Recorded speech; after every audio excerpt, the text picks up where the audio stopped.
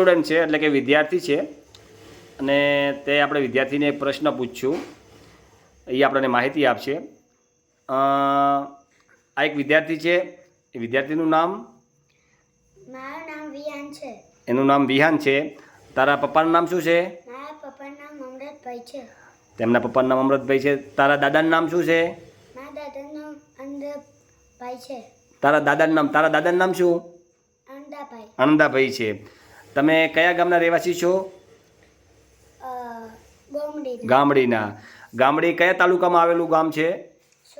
સોયગામ તાલુકાનું ગામ છે. અને તારા પપ્પા હાલ શું બિઝનેસ કરે છે?